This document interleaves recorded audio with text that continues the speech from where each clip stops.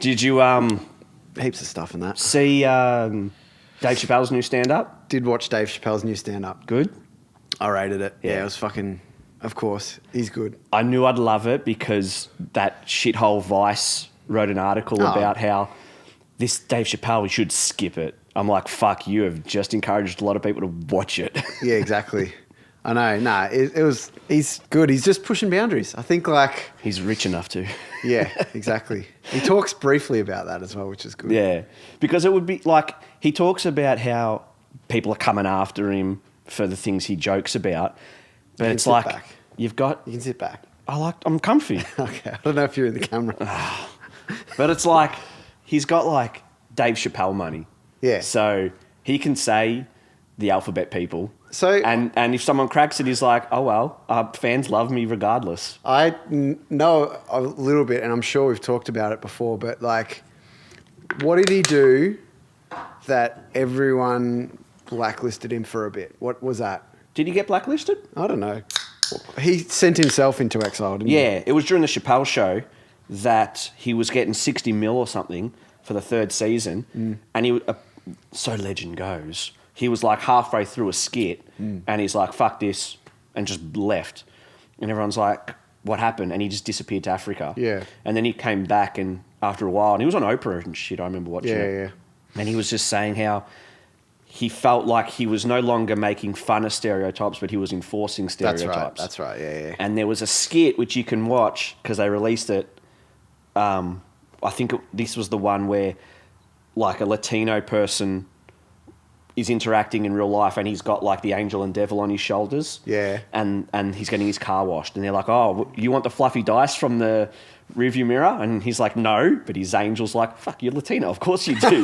Like, and shit like that. And so he ran. And then he got sick of doing that racial stuff. But also in one of his early stand-ups, he talks about it. And he said, he goes, people are like, how the fuck did you turn your back on 60 million? He's like, well, I'll explain it to you, right? Let's say someone gives you a big pile of money, this big pile of $60 million, and then they go, it's all yours.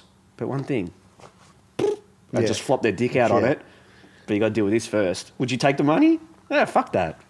So he's mad dog. His stand-up was brilliant, as genuinely I had it on, is. and like Deb was in the kitchen getting ready for work and shit, and I had it on.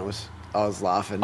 And it's like, he is just someone that is pushing boundaries. It's like... You need people like that. You do. Especially now. You absolutely do. Yeah, and like there was a few moments where I felt uncomfortable, but I think it's the voice in your head going, should you be laughing at this? Not to give it away, but do you remember what part? Because I never felt uncomfortable. It was towards the first 20 minutes.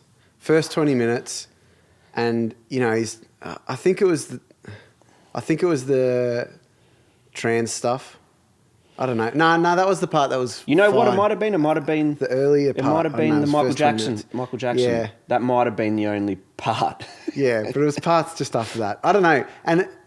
But I knew it was funny, and I knew that there's nothing wrong with talking about it. Oh, it's Not to give it away. Asian face. Not to give it away. The Asian face. Yeah.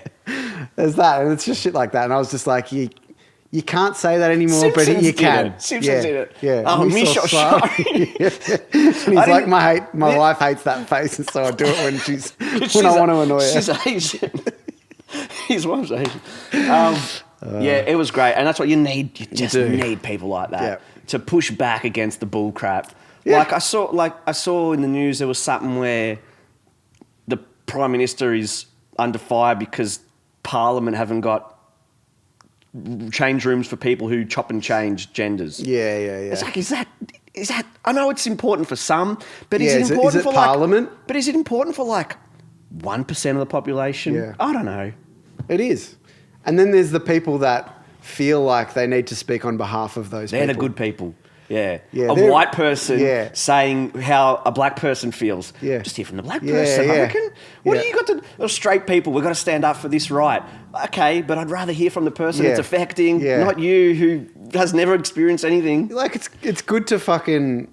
Get behind something. It's good to get behind things that are perceived as bad on the whole. Or if when it's a specialist thing that you cannot relate to, keep your mouth shut. Keep your mouth shut. I mean, we're fucking hypocrites because we're talking about shit that we shouldn't. But yeah, but that's just for humour. yeah, exactly. It's I know it is. Humour's different. That's the thing. Yeah. We got to. I think we need to come in with more.